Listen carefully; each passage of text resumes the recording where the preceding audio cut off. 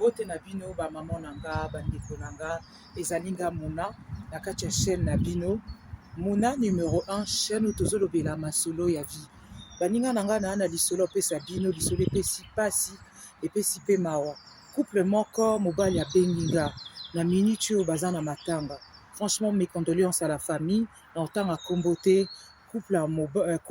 mobali ya benginga apesinga lisolo epesi pasi pe epesi mawa. Yango wana soko bimi na ndako okesika nyonso ozongi okumisi Nzambe po Nzambe mutapesaka vie Nzambe mutabatelaka baninga nanga lisolo epesinga chair de poule mais vraiment na kamwe yango wana faut kosambela surtout na bato bayebi Nzambe mutu azali na likolo na biso ezali Nzambe azali créateur s'il vous plaît vraiment lisolo epesinga pasi epesinga mawa. Batu bakomaki na bango bake soirée bake na bango pe bien na bambouteillage à Paris na ba problème ezara na ba circulation mais Nzambe azongisi bango na ndako. Couple yango baza ba congolais bakendaki fête congolaise soirée congolaise libala congolais kozonga na bango bazongi na ba 2-3 heures du matin bandeko nanga ntango bazongi balobi toza 2-3 heures du matin tika tokita na se parce que na se na bango moi ba restaurant moko ba congolais a couvert na otanga kombo ya restaurant ngote s'il vous plaît ba restaurant mosusu efunga ekangamati ba 4 heures ba 2-3 heures du matin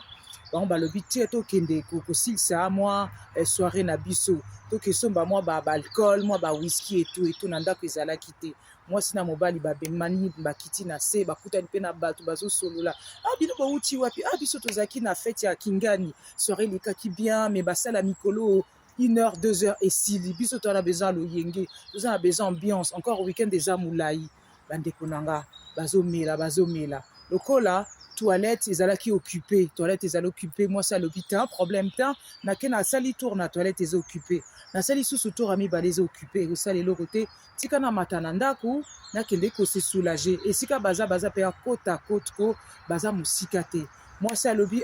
olazwa ascenseur mpe ezalaki occupé mais makambo yango ezalaki mpenza bizarre ye alobi lokwa bavandaka na premier étage tika mata na ye premier étage akende suba epuis ntango ozonga acontinue fête na mobali ne na bakamarade na se na restaurant baninga nanga amata kaka escalier akita boye asali fausse chute asali mauvaise chute abambani ntango abambani makila mobali alobi yango ye atiekaki portable depuis akendaki ntango mosusu azowumela encore basi mpe des fois bawumela eleki 10 minutes eleki 20 minutes mobali alobi mais na ocomprendre temps mais depuis akendaki ntango mosusu alali aire oyo mobali oyo akende ovérifie 1 heure après mobali alobi te tika nakende ovérifie natala likambo nini ntango mosusu ye azala bon ntango mosusu abambani na pongi lokola tomelaki lokola toutaki fête baninga nanga lisolo epesi mobali amataka bamona mwasi na esi azaki déjà allongé makila le temps babenga babengi bapompier hémorragie sesegnaki depuis 1 heure wana laps de temps makila mwasi aikokufa na hôpital baninga nanga epesi pasi epesi mawa mobali alobi eloko nini esalaki nga mobala banzi olela alobi Muna tozalaki na biso likolo ya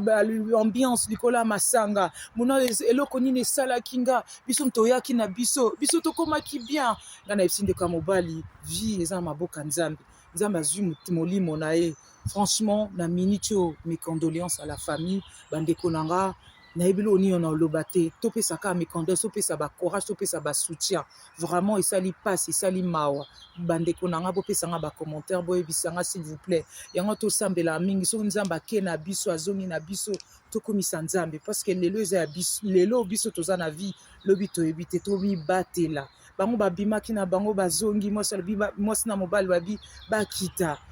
basisa ambiance vraiment nayebi kutu likambo oloba te eloko oloba eza te eza mpenza likambo moko pasi nga epesinga pasi mingi na motema donc vraiment mes condoléances à la famille ezali nga Muna na kati ya chaîne na bino Muna numéro 1 chaîne oyo tolobela masolo ya vie à bientôt baninga nanga